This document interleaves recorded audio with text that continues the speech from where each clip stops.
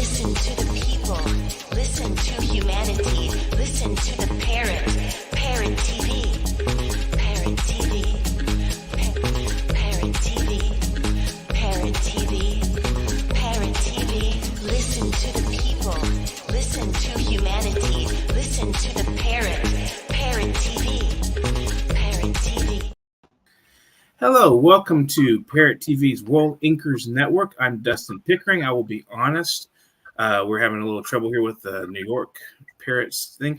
Anyway, welcome to the program today, everybody. And glad to have this wonderful book launch from Mark Murphy's book, Ontologistics of a Time Traveler. So to introduce Mark real quick with a bio, Mark A. Murphy is self-educated, a working-class poet, currently surviving marginalization in the UK, a three-time, actually four-time now Pushcart nominee. He's published hundreds of poems in print magazines around the world and online. Ontologistics of a Time Traveler is a ninth collection. His 10th collection, Invisible Woman, which is yet to find a home, was written in a fury of exultation in under 5 months. He is currently working on a book of aphorisms and a new poetry manuscript called Mopping Up at Via Reggio.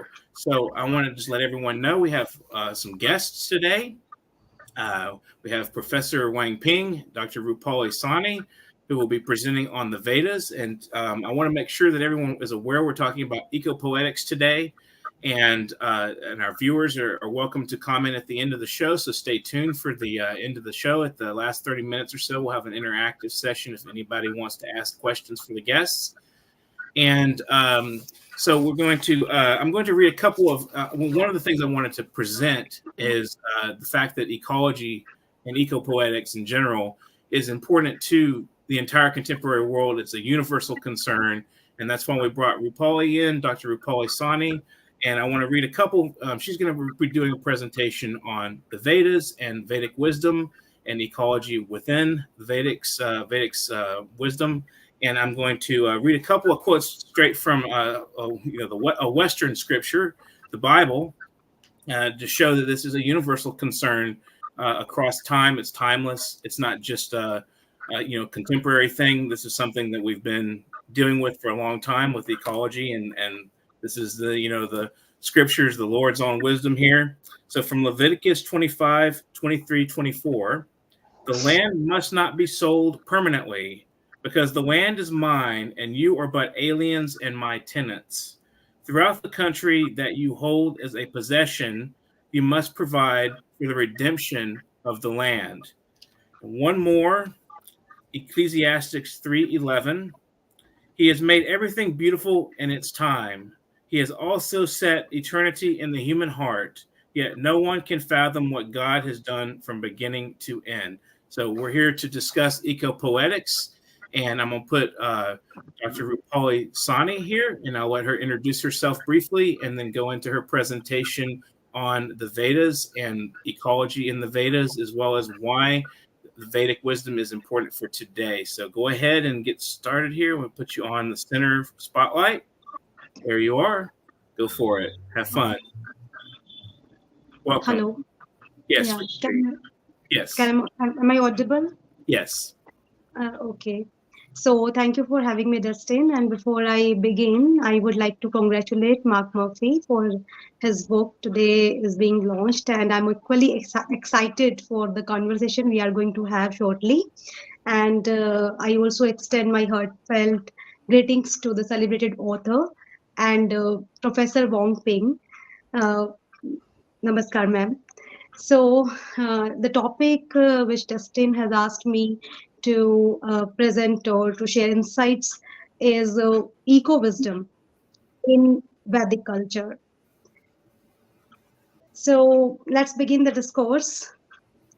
In today's time, when the world is facing unprecedented environmental challenges, it is important to explore Vedic culture and contextualize them with the contemporary issues.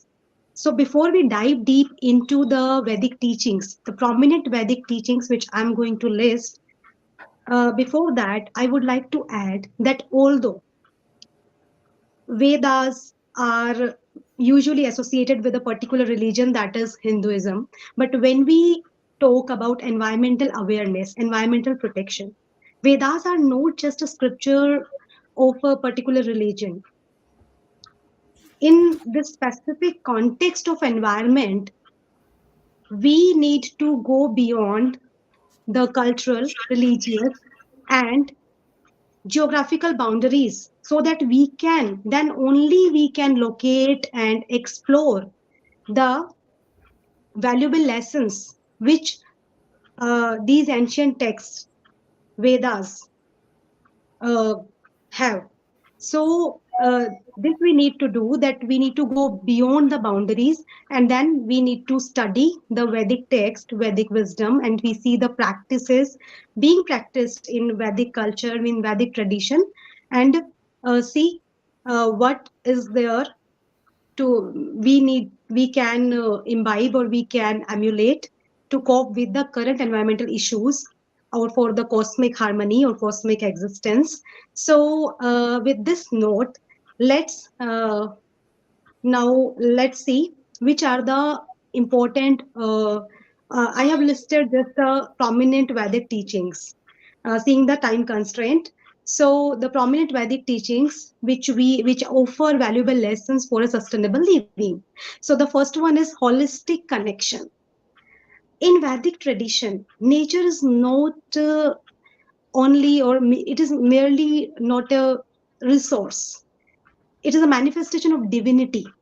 So with this perspective, Vedic culture shows us this perspective, or it uh, practices this perspective that it is a manifestation of divinity, whether rock, sea, water, all the five elements, everything, every body existing, we see or we can't see, that is a manifestation of divinity. So, such kind of perception which Veda offers, as it says that the one consciousness is prevalent everywhere, it is the immanent, it is all pervading, and when this oneness we perceive in everything, then it promotes, it fosters a sense of unity with the nature, with the environment.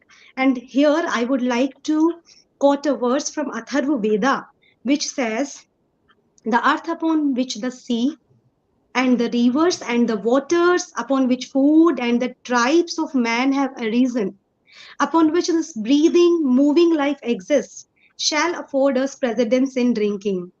And there is one more verse from Atharvaveda again, I would like to quote, even those which I can see and beyond, that which I cannot see, I should have goodwill towards everything. So these are the verses uh, which I have quoted just now. These clearly addresses that uh, balance in ecosystems, and also it indicates the importance of preserving biodiversity. Because here when they say about earth, then earth is not just a geological entity here, it is it reflects, it tells, earth here symbolizes all kinds of life, all the natural phenomena available, or we see or we perceive. And if it, I talk about earth, then how it is being dealt in Vedas, in the context of Vedas. If I quote Rig Veda, one of the oldest sacred texts, Rig Veda, there is a verse in Rig Veda which says, and this is a hymn, as we will now, we just now talk about eco poetry. So there is a hymn uh, which is praising earth as a nurturing mother, which says the earth is our mother and we are all her children.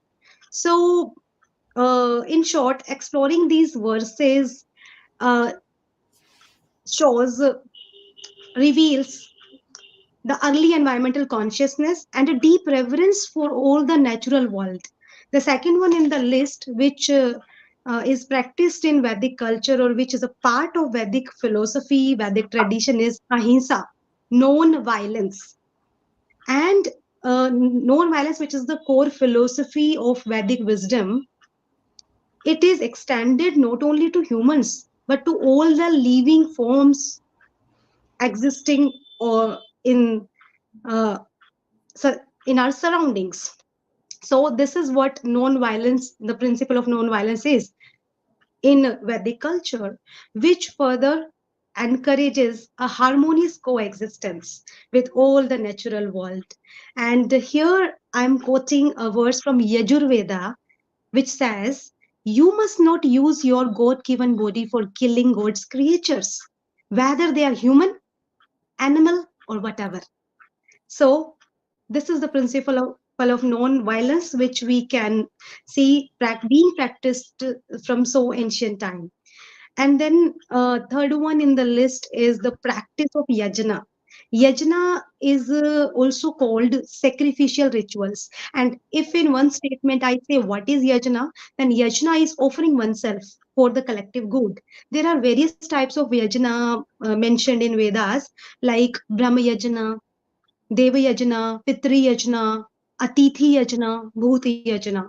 Here in the specific, in this context of environmental crisis, and when we are talking about environment, I would like to highlight Bhuti yajna, which is about birds, insects, and animals. Means Bhuti yajna. Yajna means offering, and it is about birds, insects, and animals. So, in Vedic tradition, when you eat food, you are obliged to offer the food or some portion of food for these other living beings also. And being an Indian, I'm feeling pride to share that consciously or unconsciously till today, we find ourselves practicing yajna in our in every household. How? Whenever food is cooked at home, then some portion of food is always kept for some animal or insect or birds. And there is a culture, there is a practice of keeping cereals for the birds on the rooftop. So this is yajna, which is a sacrificial rituals. And bhuti yajna, it is mentioned as a bhuti yajna in Vedas. And before I jump to the next practice as a part of Vedic culture, I would like to highlight, or I would like to uh, say it with emphasis, that yajna is not just a religious ritual. It is not just a religious ritual. Here, Vedic culture is giving us a very important key, that is how to maintain an ecological balance, how to take care of yourself and your surroundings as your daily practice. So, the next one is mindful consumption, which today we see in today's trend minimalism. We often listen, and it is very exciting and interesting to see that same practice in so ancient time from Vedic age. Vedas promotes mindful consumption. How? Uh, Vedas says that when you approach nature, then you should approach nature not with an attitude of indulgence. Rather, you should be approaching to nature or environment with a sense of reverence, as we have seen that glimpse in that Rig Vedic verse which I have just quoted. So again, I'm stating a statement which is from Vedas, Vedic statement, which says, "Don't have greed towards natural resources, because the money does not belong to anybody." Here, money refers to resources only. Money is symbolic here of natural resources. So here the emphasis is upon that Vedas are not against consumption. Consume, but with mindful.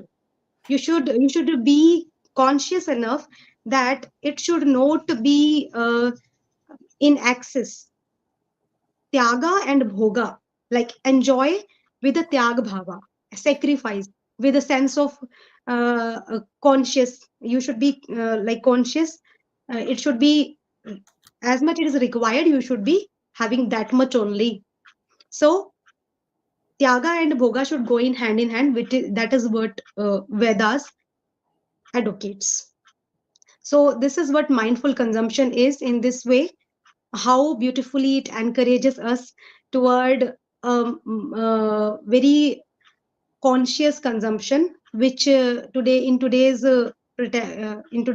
context we call it like, we say how much like what kind of carbon footprint we are going to leave for the generations to come. So that is that what kind of impact we are leaving with our choices. So the choice in consuming something, we should be very attentive of that. That is mindful consumption. And the last one in the list is community involvement. Vedas promotes a community involvement in a way like it should be a collective accountability. It says that if environmental concern is not just a responsibility of certain section of the society or government, it is a collective responsibility. And what happens when we apply this principle of collective responsibility, collective engagement, community engagement, then what happens? A collaborative effort is generated. And then there is a good hope that we can cope with the crisis which we are facing today, uh, as we can see.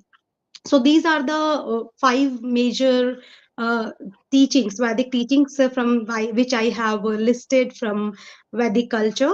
So all in all, uh, I would just say that by embracing these principles of interconnectedness, sustainable living, ahimsa or non-violence, we can draw an inspiration from our ancient heritage, and such an inspiration which helps us in forging a harmonious relationship with the nature or environment.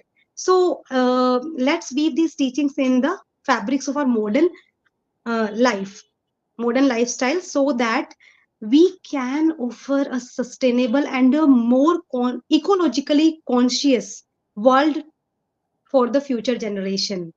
And before I wrap up, I would like to emphasize over the fact that what makes Vedic teachings apart from other trends or other efforts in the direction of environmental protection is that it's not mechanical. It is not just a care, concern, or being fond of nature, which is very much in trend, which we are doing in the form of fashion today. It is more about emotional bonding with the with our natural surroundings or with our environment. So what is needed? The need is that today's need is to couple this mechanical aspect of today's time, because that is a part of technology, we need that too. Mechanical aspect should be coupled with the spiritual outlook which Vedas or Vedic culture is providing us.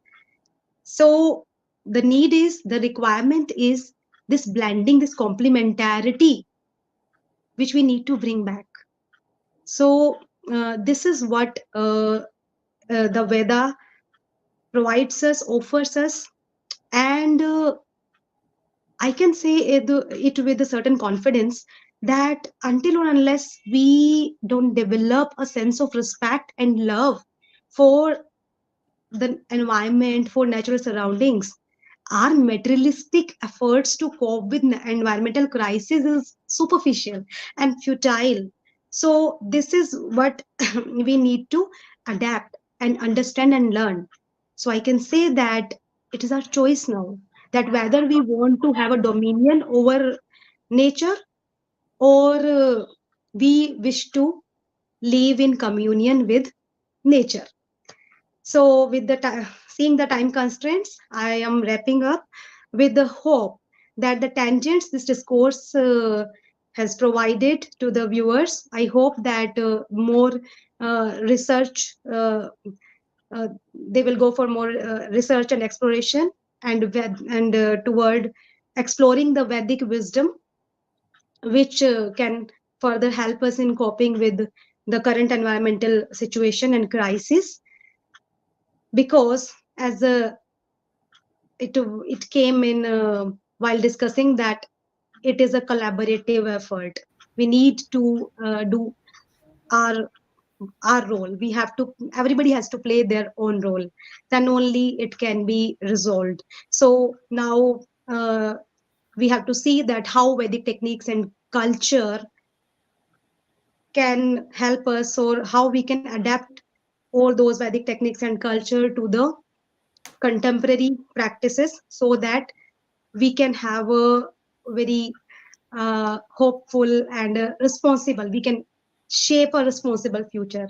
So this is what I wanted to share. Thank you. Thank you for your attention.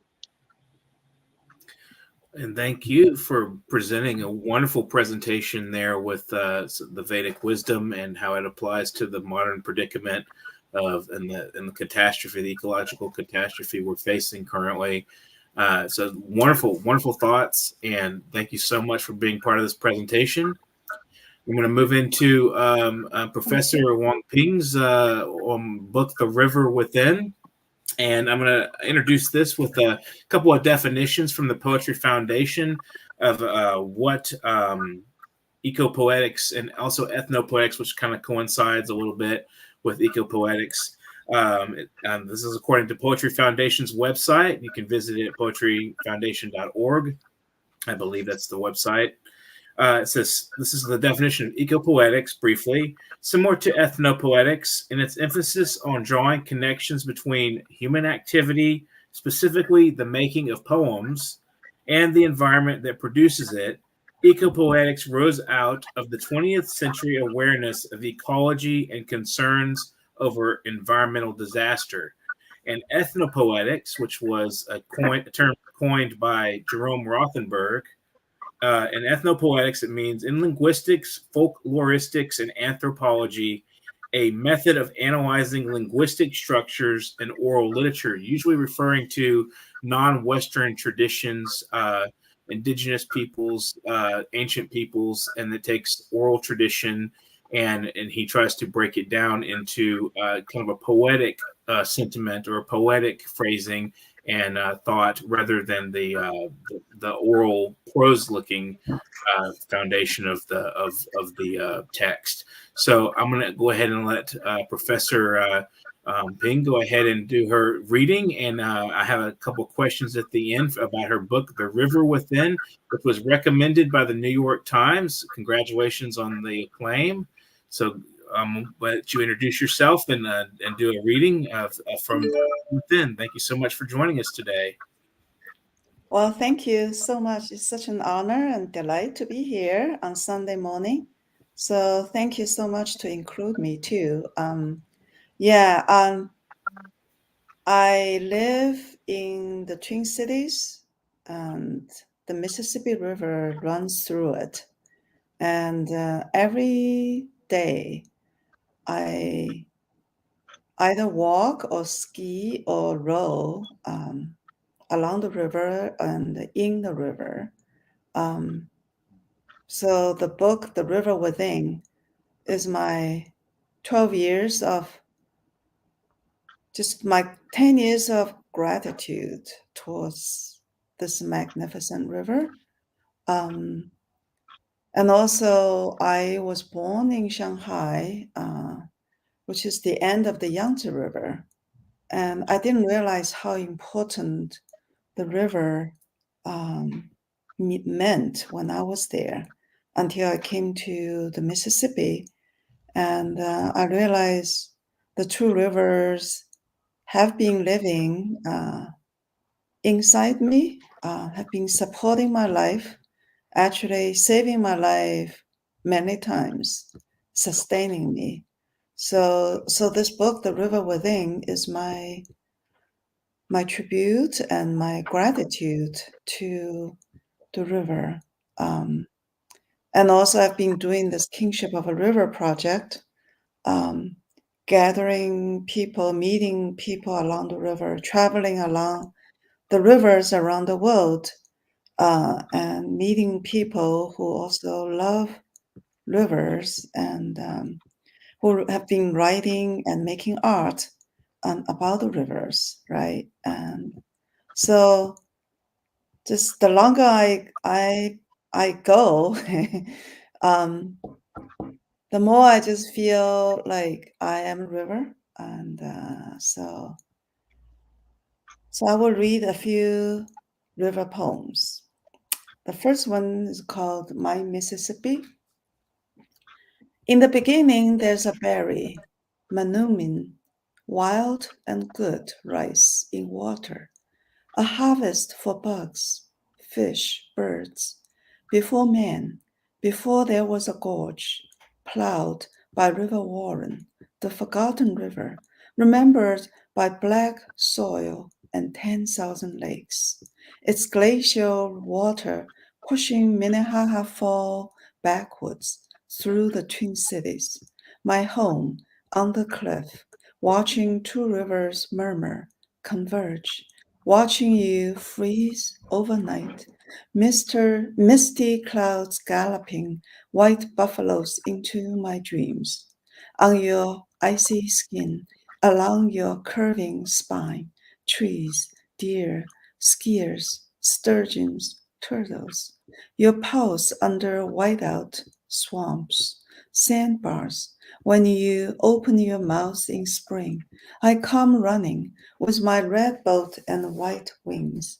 I glide and push my 2,000 prayers along your temple of dawn and dusk, through wind and heat, till the wheel spins green past blue, orange, red, till you show your true color, blood from the artery of the purple prairie, from the heart of the turtle island, and I become who I am, a red blood cell, a fish, a fox, a leaf returning the big river, my Mississippi, my Yangtze. So the next, I will read why I rode 10,000 meters every day. For the patrol at dawn, is everything okay? Silverbacks, red foxes, gray cranes, clouds light, wind from all directions. For my thoughts, my morning prayers, for the wings to let my dreams fly at night, for my boat filled with the Mississippi, for the Mississippi carrying a boat full of joy. I offer my boat and river to the sky. My joy takes me all the way down the Gulf. And I'll read this poem in Chinese also. 我为什么每天划艇10000米？为了第一个向黎明道早安。你好，银离鸿鹄灰鹤。你好，日出云东南风。让那10000米长的冥思沉岛，把夜晚织成梦的七彩翅膀，为抹去老人河脸上的皱褶，把满河乡愁收进我的残窗，把密西西比河举上天空，让欢喜带我飘入墨西哥湾。The next one is The Third Eye. This poem is actually the humans take such a small, is no longer dominating, because we all think we are dominant species, right? We are, in a way, we're killing all the other species. But the more I hang out in the nature, with all the life, other life in nature, I just feel we are really not the dominant or the smartest, and I have so much to learn from all other life. It's called Third Eye. It's mid-April. A blizzard arrives with hail and sounds of chimes. Robins have begun their flight to the north, following the smell of snow and rain, the thawing earth, and worms' vertical migration. On her 80th birthday, my mother asked if I would go home one more time. A brainstorm in soft simplicity, a debate if I should become a citizen after 3 decades of wandering in America. A friend sent me The Third Snow by Yevgeny Yutushenko, a century-old poem from Siberia. Blizzard is indifferent to space or time. Still want to go back to China? Asked Gary Snyder. Aren't you on the blacklist? Via WeChat, my brother marvels at my home in St. Paul. How affordable compared to his 6 million yuan apartment, a hole on the island. He's willing to forego the breeze from the East China Sea for a place in Minnesota freeze. Yesterday, I rode 15K in my single scull. Today, the Mississippi moans again under ice. Yet robins know how to wait. They know when spring rides the cold front, when worms awaken the earth. They follow the 37th isotherm through their flight between Guatemala and Minnesota. I applied for citizenship 3 times, but chickened out after the fingerprints. I never showed up for the swearing. For 30 years, my mother had tried to unlock the secret of Dao De Jing. She was allowed to step into the way only after she lost her sight at 73. I know I'm on the list. I was arrested talking to migrants in a village that is now 178 meters beneath the Three Gorges Dam. When a blizzard blows robins off course, they fly towards the sun, following its angled light to get back on track. 2 free radicals spin in their eyes under the blue light like 2 lovers, radiant with joy. This is their quantum coherence, our inner compass through each blizzard, forever pointing towards home. I will stop here because we have other guests, Mark. Congratulations on your new book. Thank you. Thank you for the wonderful presentation and especially the reading in Chinese. I think that was really nice. It's really interesting to hear another language. And my question, one of the questions I wanted to ask was in the book and The River Within, you have an entire section, it seems like, I think, dedicated to your experiences at Standing Rock. Yes. And I'm just curious, what did the experience at Standing Rock teach you about ecological activism? Oh my God, yeah, it's everything. Like, how long are we going to depend on the dirty oil, right? And also, it gave me several things, right? One is the power of our mind and spirit. Spirits not just from humans, but from all life forms, including the land, the soil, the earth, and also the water, right? And what just took my breath away is the small place of Standing Rock gathered the whole world. It's literally a little UN, United Nations, right? All the flags from all over the world, from every tribe in the North America, right? From Canada, from actually South America also, I saw, and even from Africa.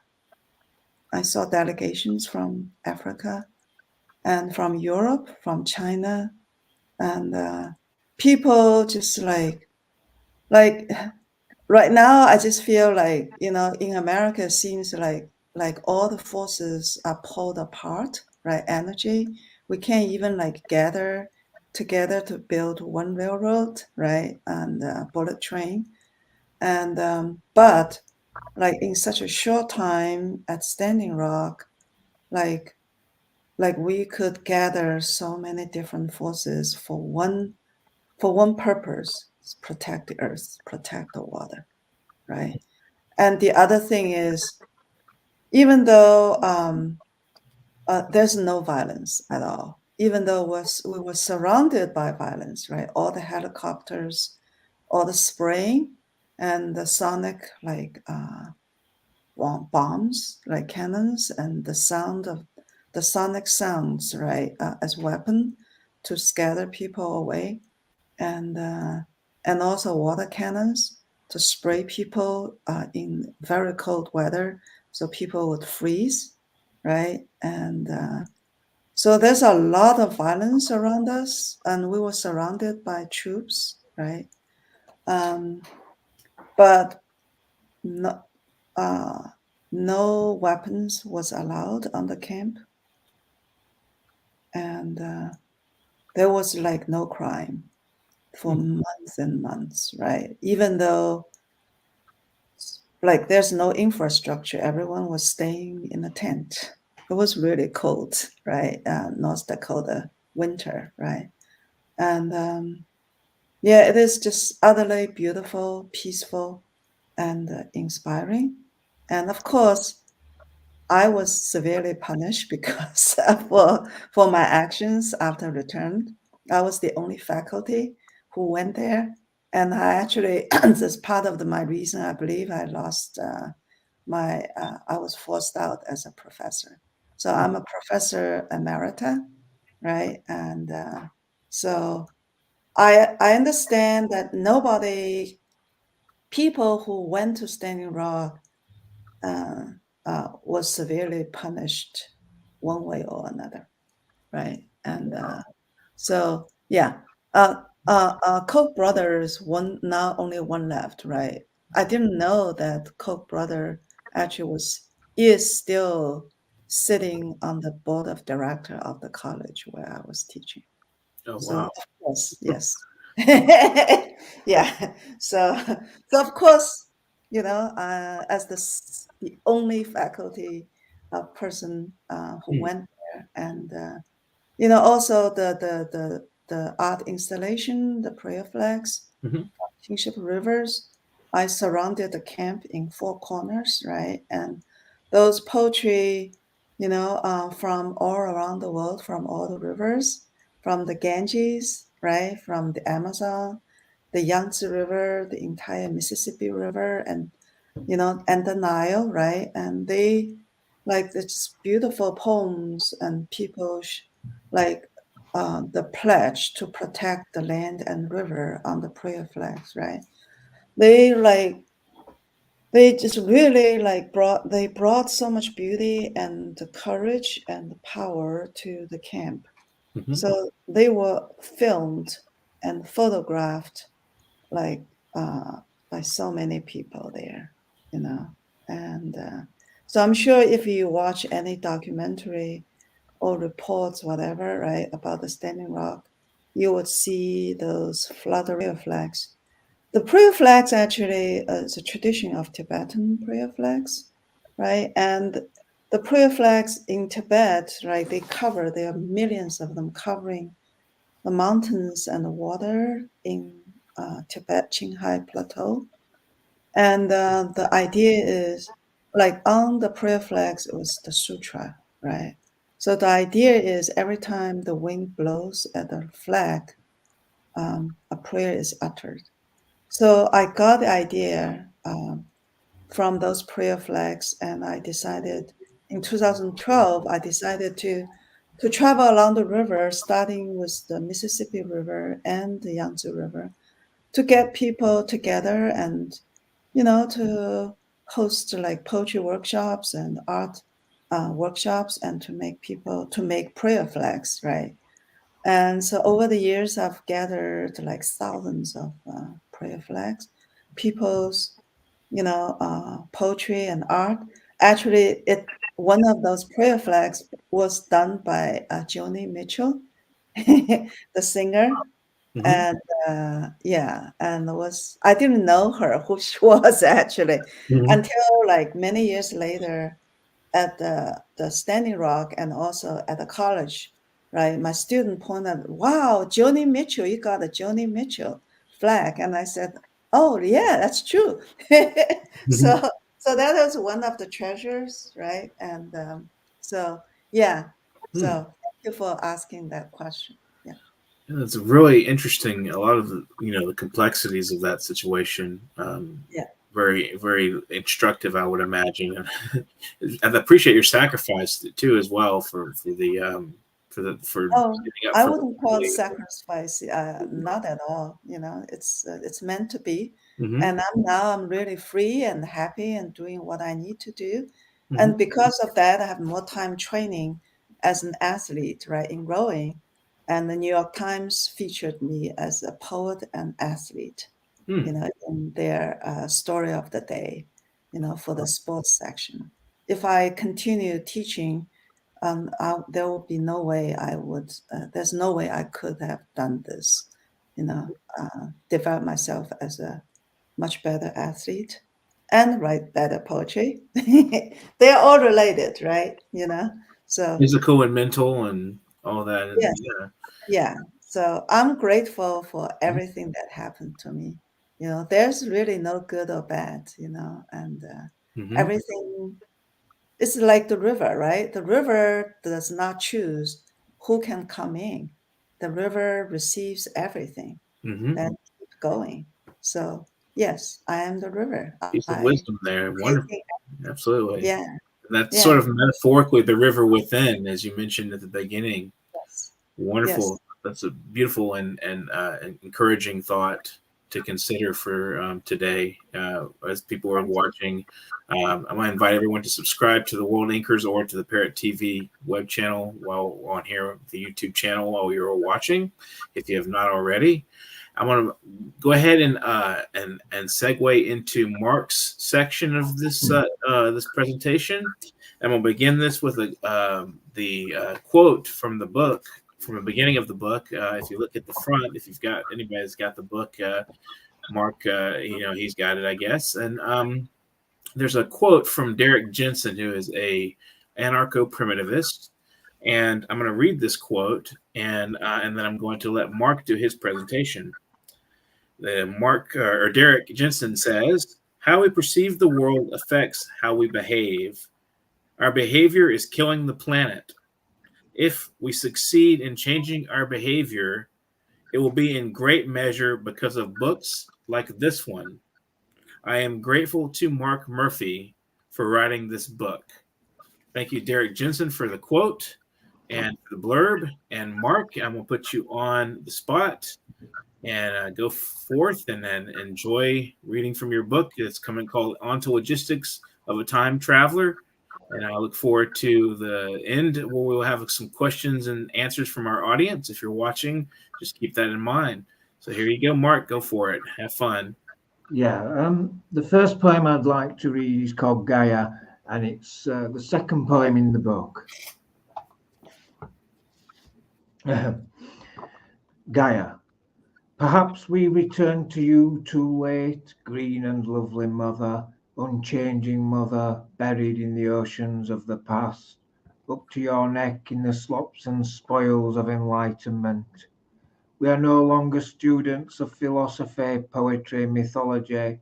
We are no longer the young poets who wrote all the best lines, wanderers in the Minotaur's labyrinth of blood and illusion. The queen of sea and shadows has grabbed us now as if by the balls, but still we are guided by a star of hope, and only hope can scupper or save us. How many poems would you like me to read, Dustin? I think we can do maybe 4 or 5 if you want to do that. Yeah. And then I had a couple of questions for you at the end. Okay, man. Thank you. Mm-hmm. Couple of the poems in the book have been kind of re-edited, you know, for clarity. But the next poem is called Beach Shadows, and I dedicated this one to Helen Bullis, a friend of mine, who's been a constant editor for the past 30 years of my work. So, Beach Shadows for Helen. Footprint and shadow, all we know or dream is contained here. Even middle age. Sorry, I'll have to read it from the book because it's printed wrong for some reason. Yeah, if I can find it. Sorry about that, guys.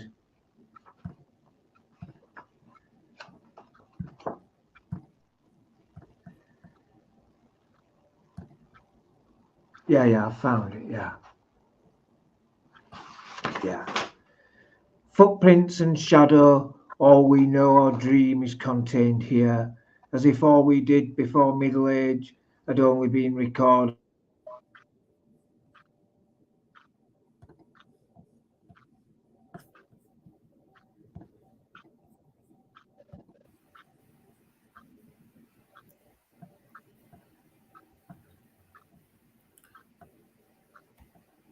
I think we may have lost Mark. The eye, There he your is. true We lost you silhouette. for a second there. Go ahead. Reaching out across time, watching the Atlantic breakers wash away estuary and floodplains. Right.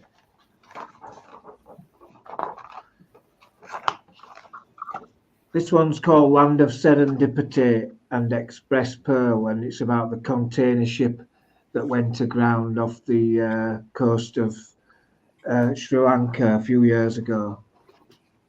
And there's an epigram by Leonard Cohen at the beginning where he says, I saw there were no oceans left for scavengers like me.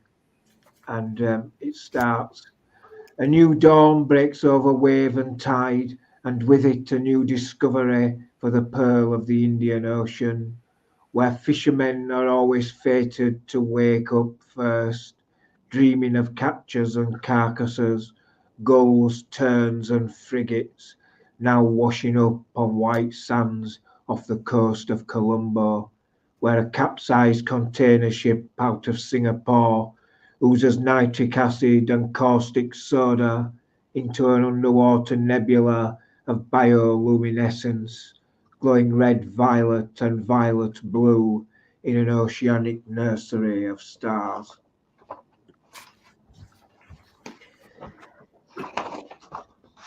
Yeah, and the final poem I'd like to read is called Splitting Apples, and there's an epigram by the Frankfurt School philosopher Theodore W. Adorno, which says, art is magic delivered from the lie of being truth. If the invariance, whose very invariance is evinced by philosophy, how do we peel the humble apple? If authorship of the truth is invariable, does it follow that all variables are invariably the same? Is the perfect apple round or wonky? Is it safe to say pips in their turn will always produce the perfect apple? Is it set in stone, sweet or sour, soft or hard? Is measurability the true measure of the apple? Does quantity presuppose quality? Who recalls tasting the Almota, Ivanhoe or Ypres? Indeed, what is true of the magic star with its pentagram of pips might not be translated to flower of Kent. What is sweet and aromatic for Wiccan and Celt might be tart and peppery for Principia Mathematica. Pity about shifts in paradigm, pity about invariability, pity about prima philosophia. That's about as much as I'll read for now, Dustin. Thank you, Mark. And that's On to Logistics of a Time Traveler, brought to you from World Inkers Printing and Publishing. And my question for Mark, and one of the first questions I wanted to ask, is you mentioned something called the dialectics of hope. How does that play itself into the work, and what does it mean? Basically, there's a Frankfurt School philosopher that I've been reading called Ernst Bloch, and he wrote a book called The Principle of Hope, which traces the notion of hope contained within utopian concepts for the last 2,000 years of Western culture. And I think what Bloch is saying essentially is that within human nature is this kind of predilection for hope. He says all human beings, however small or large, contain this hopeful gene, basically. And it kind of manifests itself in our dreams of the past and our hopes for the future. so and it's kind of like it takes the best of what's gone before in terms of ideas and so on, and it translates it into a vision for the future. And the vision is based on hope, essentially. When you stub your toe, you hope that it gets better straight away. I mean, it's kind of fundamental to what we think and feel about the world these days. That's interesting. I think it's true that there's a sort of like a genetic basis for hope, maybe, and like a definitely it's fundamental to everyone's nature that we have these ideals that we aspire towards. So my next question for you is, of course, this is a book of eco poetry, and I'm curious what prompted you to write the book. Well, I've been reading W.S. Merwin's work, and for me, Merwin's probably one of the greatest exponents of what I would loosely call eco poetry. And I just found it so inspiring that I decided to try and, make a little bit of an effort myself in that direction, because I think it's probably the most important challenge facing human beings on the planet at the moment is the problem of the environment. And so I just wanted to make a small contribution towards that. Why? That's wonderful. And we're definitely appreciative of your contribution. And you can pick up the book on Amazon, Onto Logistics of a Time Traveler. And if anybody else has any questions, comments for any of you guys, for each other, anything you want to say in contribution to at the end here, we're getting pretty close to the end of the program. And also our viewers, if you have comments, questions, just some general statements you'd like to make on ecology or eco-poetics, feel free to shoot them our way, and we'll try to do our best to answer. And we'd love to hear from our viewers. Please subscribe to our channel while you're watching World Inkers Network or Parrot TV. So I'm going to leave it open ground here for all three of you guys out there on the program to discuss, open any questions you have for each other related to your work or your stance on ecology, whatever it may be. If you have any, go ahead. I don't know if anybody can see the comment from Nora Holling, and she says human existence without hope is despair. Absolutely. I agree with that entirely. Entirely. It's definitely not easy to live as it is, and facing the ongoing apocalyptic nightmare that we brought on ourselves is not. Can I ask a question, Dustin? Go ahead. Do any of the other authors on the panel believe that there is a sustainable way forward, or do you think that we're finished in terms of a finite world and everything, finite resources? Is there any such thing as sustainability in such a world? Would either of you like to answer that? Even with all the best intentions. Rupali, would you like to say anything? Do we have a sustainable way forward, or do you, from your stance, from your perspective, do you think there's a way forward from here for our catastrophe we're facing? Mindful consumption, I can say, which we can also say minimalism these days. We should be conscious of our choices, what kind of impact we are leaving on society and on the environment. And we should also be aware enough that nothing is lifeless. We are living in a very live surroundings. So we should be very conscious and aware. And mindful consumption is the practice. Yajna. We should, along with us, along with us, we should also be caring about our surroundings. And with a sense of again, it is mindful consumption. Like we should consume, but not uh, that much which is not required. I can see that only as at present. Okay. That's good. So, Ping, would you like to add to that?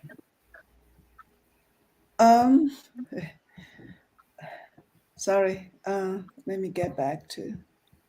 Yeah. How do you think that we might awaken human beings to this this kind of consumption, Right. sustainable Well, consumption? right. Mhm. So, yeah, I think the really important thing is awakening. To that's my whole thing, whole point of the Kingship River, to raise awareness, right? Yeah. And I've seen throughout my travel and installation and working with people around the world, right? I also I encountered many people who live by the river. The river is so poetic. I think the river itself, just everything about river and the land, is poetry, right? But most people like in Africa, in South Africa, right? South America, the jungles, whatever. Those kids, I really went deep into the villages, right? And they're so eager to learn, but they never like like read a poem or written a poem ever. And I introduced the river, the image of river, and introduced the image of dreams, right? And they produce just on the spot, they produce the most beautiful poems, right? So, and they all suddenly they became aware what river is meant for them, right? And I know I have sowed many, many seeds in people's consciousness. So, yeah, even though I don't have any money, right, I don't have the technology to do all the things to protect the river, right, to protect the earth, to change the climate, uh, to solve all the issues. But I know the seeds of poetry, right, and the seeds of becoming aware, like who we are, like in relationship with nature, right? It can be even more powerful, like a lot of times, right? So yeah, so that's why I marvel at your book, Mark. I think what you raise, the issues you raise, and also Dr. Rupali, all the raising awareness is so important. And thank you, Dustin, and thank you, Parrot, for doing this, event, to raise, to awaken, right? Yeah, people's consciousness and urgency, right? Right. So I think one of the things I'm always curious about is what can poetry or writing literature concerning these matters do for people? Because I don't like for people in terms of like raising awareness. I mean, is it because I think it's almost like sometimes people only read what they're really accustomed to reading. How do we introduce these concepts and thoughts to people who are ignorant or maybe not aware of the problems that we're facing, or even if they, are we preaching to the saved? In other words, when we write poetry, or is it really the expression of literature? Is it going to get to people that we're trying to reach who are less acute in their awareness, and how does it raise awareness? Does anybody have any comments on that? Yeah, I think it's extremely difficult to get it into mainstream, given the nature of society and the culture industry that kind of prevents any kind of critical discourse about these things. If we talk about environmental disaster or extinction events, all of a sudden we're a bit cranky or, not quite with it. We're certainly put outside mainstream. So it's only in small ways that we can sow the seeds, I think, Dustin. and presentations like this and your input as a publisher and so on, they're invaluable in raising awareness. I think even if it only starts at a very small level to begin with, we must pursue it, because not to pursue it is apathy, and that way is destruction for human race. I'm certain of it. I think Noam Chomsky said that human beings may have 50 to 100 years left in terms of any kind of organized civilization on the planet, if we don't start to do something about it right now. And I think I'm largely, I largely concur with that. Very small steps to raising awareness. Go ahead. Okay. Yeah, I was going to ask Rupali. I will go after Rupali, but I can go first. From what I've been traveling around the world, from my own experience of teaching for 21 years, I think that the approach is like the world already, we have enough of cries, right? And just danger, like let's do something. And after a while, people just shut down. So my approach with my project is to approach people with joy, with fun, right? And to show them, like usually when I give them a piece of fabric and marker, to like make a prayer flag, their first reaction is, oh, I'm not a poet, I'm not an artist, I can't do it, right?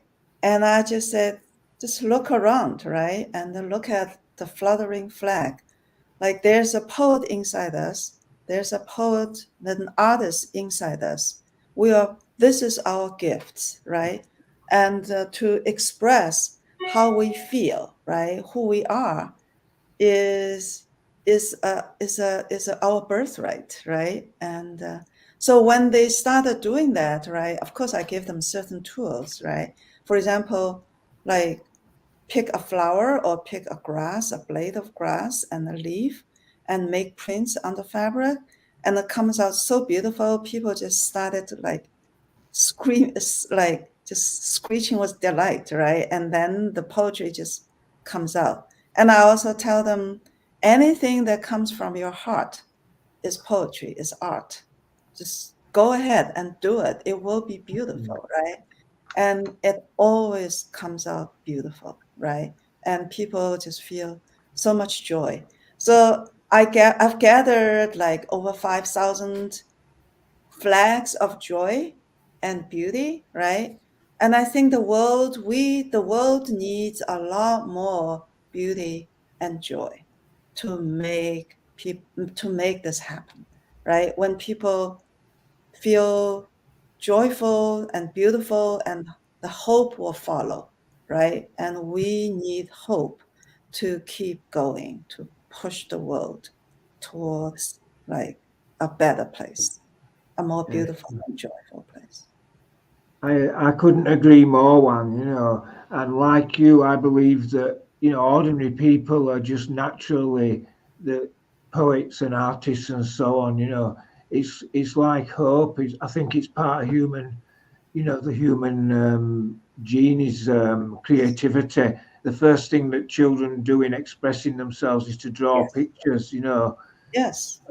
And so I think that it gets stifled by society as we grow up, that kind of creative germ, I think we're kind of, become standardized somehow by a society that tries to push us to be certain things, push us in certain directions, which is largely about power and control, I think, by, minorities at the top. Mm-hmm. Yes. Who are working towards their own agendas, essentially, and not for the vast majority of people on planet. Right. Absolutely. We talked about that a lot on the Foreign Policy Show. Just the destructive nature of the elites and their competitions with each other and for power and for fortune and whatever else, and they're trying to just kind of like they're steering us in the wrong direction. You would expect that there would be some concern at the top much more than there is now. But there doesn't seem to be any political will, does there? That At doesn't the seem to be top. at all. No, I think people are kind of entrenched in this free enterprise, and it's a wonderful thing. It's brought us quite a distance from where we were before, but we have thinkers like Derek Jensen and other thinkers who are combating the logic of the capitalist state. Well, and also Gary Snyder, who lived all his life, on the mountains, right? His whole life is eco poetry, right? Absolutely. Yeah, he's actually one of the founders to establish the eco literature. And I believe you're very good friends with him as well. Yes. Yeah. That's wonderful. I'm working with him on the anthology of Chinese poetry along the Yellow River and the Yangtze River, and so I just finished all the lineup of poetry from the Yellow River, and it's just so beautiful. And I just had tears in my eyes when I finished the Yellow River. The next week will be, I've been working on this for years, right? The translation, editing, and so the next will be the poems along the Yangtze River. So it will be a big book. And then when I finish, I will go to the Sierra Mountains to see Gary, and we'll work on that. He's really excited about this anthology. And the eco literature, eco art, right? It has been in the Chinese the literary and art tradition for thousands of years, right? And if you look at the Chinese art and the literature, it's just filled with like who we are and our relationship with nature, right? And if you look at the paintings, right, the humans is always one of the dots, right? The mountains and the water is much more grand, much higher and taller, right? And humans is just one dot, right? And so, yeah, and we always leave a lot of space, empty space, right? For the imagination to fill in, right? And our art and our poetry. I was speaking to a guy from. We lost him again. We'll give him a minute to come back. Yeah, Sorry. I was speaking to a guy from Trafficker Europe last year, the radio show from New York. I don't know if you've come across it. And he was saying to me that there's a big movement in America, in places like New York, of younger generation of eco poets. Is that the case? I don't know much about America really, and the poetry scene among the youth. But it sounded very hopeful to me what he was telling me. I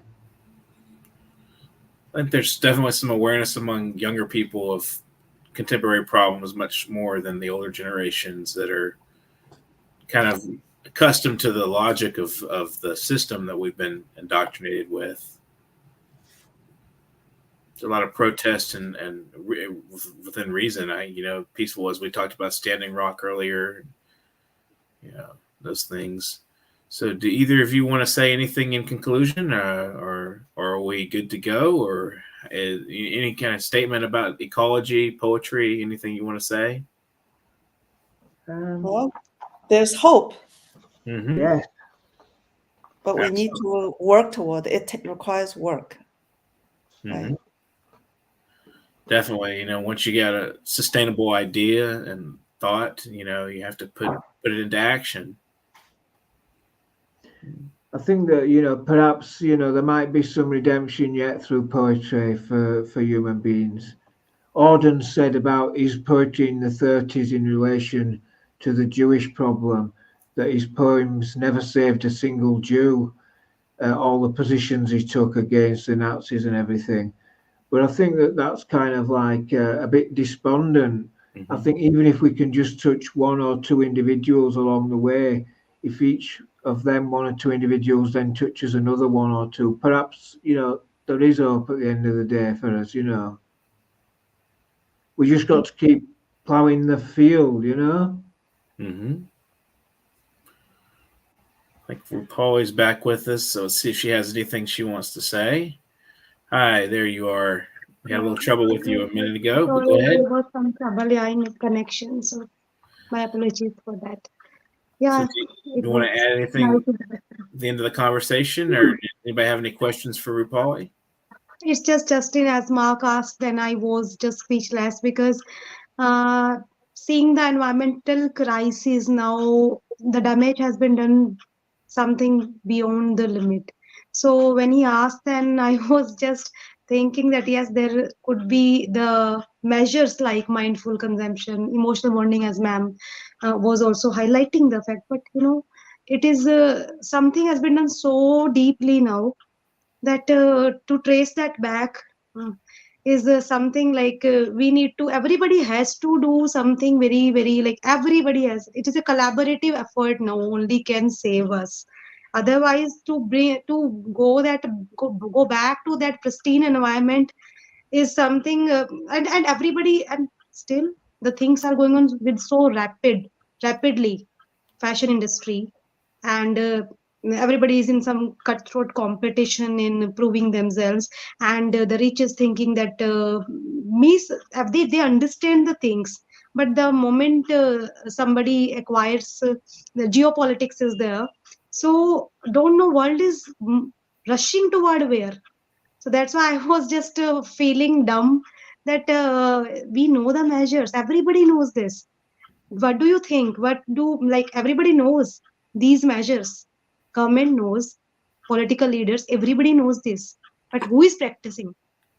The I point think is it will. this. I think it will come from ordinary people, Rupali, and not people at the top, not governments, not politicians. I think it'll just be, people, the great mass of people at the bottom, the 99%, where change will come. I think eventually, we will be forced to wake up when we realise that this situation isn't sustainable the way that we're going, and people will, eventually come Yeah, to the senses, I think. yeah. And people should And then not we come can in the institute some of the things you were marketing talking measures. about.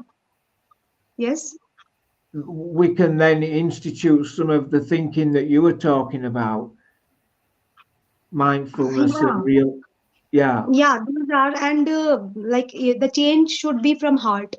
But yes, then too, like I feel that people should be aware at that level where they don't come in the marketing tactics, because industrialists are now so much hell bent in making the people tempting, like they should use it. So people should have a change of heart that we are not gonna coming in the talks of these marketing campaigns, because everywhere we see there are so much like the uh, majority of the power, or we can say, is in the hands of, we sometimes we see the in the hands of some rich and the leaders. So when people will be aware, they have to be aware along with emotional or spiritual outlook, they have to be aware from that level too, that they should understand that they are making us this with the, because when their camping starts, it starts from very big level. They started from media, they started from social media and everywhere, when so something which is being fed to us so much, the same things, then we also become like that. So we have to change from our hurt, so much so that we should be conscious enough that it should not harm environment, mm, yes, or we have to go above our greed and above our so-called uh, show off or rapport. Then only something can be expected. Otherwise, it feels horrible. yeah, Absolutely. yeah. I think that essentially it is a problem of spirit, problem of the soul, humanity rediscovering its soul, perhaps, as a communal effort. We should be more Yes. concerned with the we rather than the I. Yes.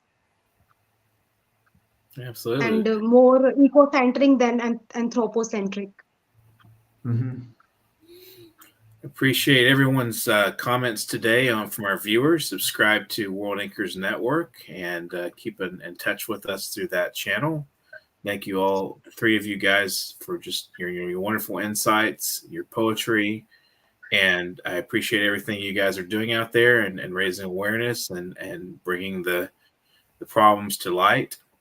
And just remember to pick up Mark's book, Ontologistics of a Time Traveler. I'm always curious about that title as well. If in the conclusion, would you like to leave us a couple of thoughts about what the ontologistics of a time traveler, where that title came from, and what does it mean? Yeah, well, I wrote a book some years ago called The Ontological Constant, which was published in Germany by Ralph Friel and his company Moloko Plus. And what I tried to do in that book was establish some kind of framework by which we might, perceive the world, what's constant in the world ontologically. And so the time traveling element is introduced in a sense to reflect on what's gone, but what's also going to come, if we don't do something about it. So the time traveler is there to pay witness to the past, but also to perhaps point the way forward to a more sustainable future, through collective effort. Well, thank you so much. Pick up these books, The River Within and Ontologistics of a Time Traveler. Thank you guys for joining us today, and have an excellent day. And thank you to our viewers. And I'm Dustin Pickering, and I'm the host at World Anchors Network. And I appreciate all our viewers today. Subscribe to our channel. Have an excellent day.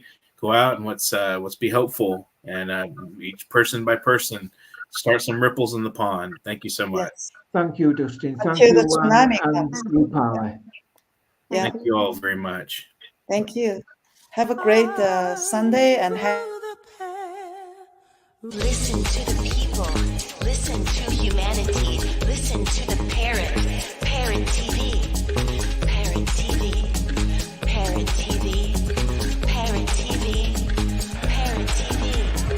Parrot. Listen to the people. Listen to humanity. Listen to the parrot. Parrot TV. Parrot TV. Parrot TV. Parrot TV. Parrot TV. Listen to the people. Listen to humanity. Listen to the parrot. Parrot TV.